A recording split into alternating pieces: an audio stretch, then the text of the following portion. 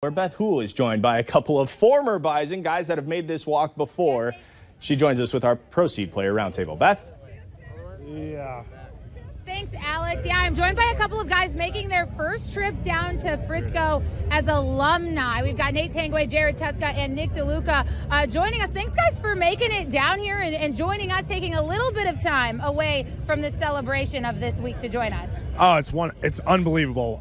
There's 30, 40,000 people here. That's something that we never saw. Even coming off the bus, it's just unbelievable. Because you're like, wow, it's a sea of people. There's got to be, 5,000 people waiting for us. But it's so much more. It goes miles and miles, it seems like. And it's so cool to be able to experience it for the first time. It's truly Frisco South. Or Fargo South. Fargo South, sorry. But, every bar you go to, it's just like going out in Fargo on the weekends. Everybody's NDSU. We travel pretty well. We travel extremely well. Yeah. It's absolutely phenomenal. Yeah, I was going to say, people keep asking us, like, oh, how is it, not playing? Are you going to be sad? I'm like, no, this is too fun. Are you kidding me? Has it almost become like the next generation owes it to you to get you guys down here so that you can experience this side of it? I think that's how we need to change the conversation. Yeah. It's not win it for the seniors. It's win it for the most recent alums so that they can come down here. Yeah, I couldn't imagine doing anything else right now. This is a dream come true, like being able to finally see an entire season outside of football without the pressure, without the stress, the injuries and all that type of stuff. So it's to be able to do it just with the boys, having fun. It's cool. Well, it's just a completely different experience, too, just getting to see it as a fan. We're on the other side looking out, and now we get to look in. So it's really cool to get a different perspective and really just see how the Bison fans are and get out here and really enjoy tailgating.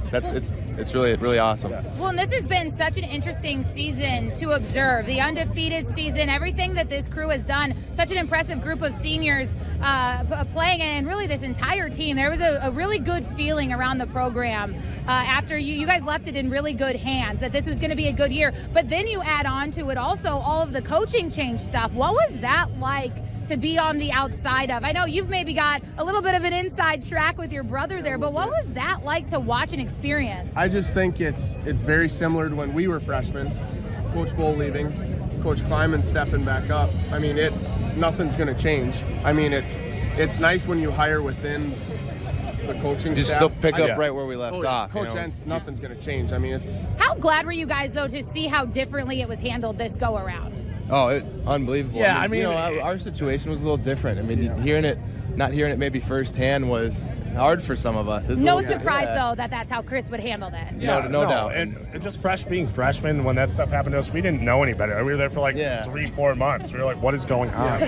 Do we stay here? What's going on? What are we doing?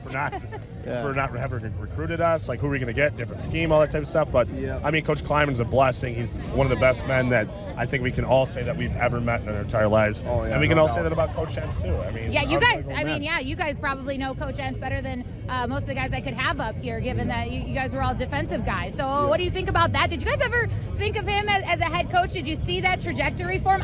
I was convinced. Nick is the closest. Yeah. Nick knows him better. Yeah, I got to spend 4 years with him and working alongside that guy every day.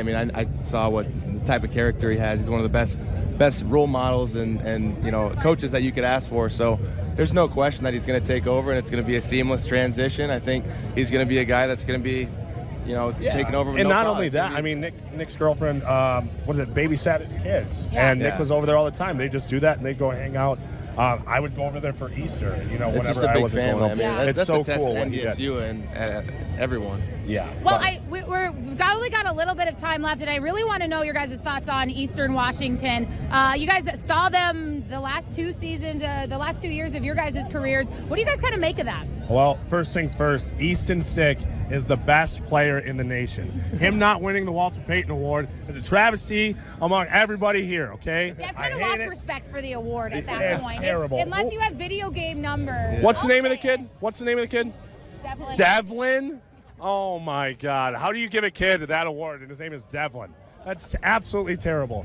So, Eastern Washington, we're going to win 49-21. Think it puts a little edge? Garbage. Oh, yeah, they were so mad. Everybody respects Easton so much, and they want him to be that, they wanted him to get that award. So him not getting it, it puts a little bad taste in everybody's mouth. I think this group of seniors, they're hungry, and what better way to finish your college career than winning a national championship and No better feeling. and going Speaking from and experience. going undefeated. I mean, Yeah. you know, they're really good. It's gonna be a good day. Okay, 2013 versus this team. Who wins?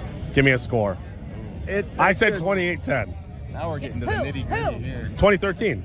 2013 wins it? 2013 wins against this team, 28-10. Defensively, they were so much more talented. What you don't know? I don't know. What about I think- Jabrilla?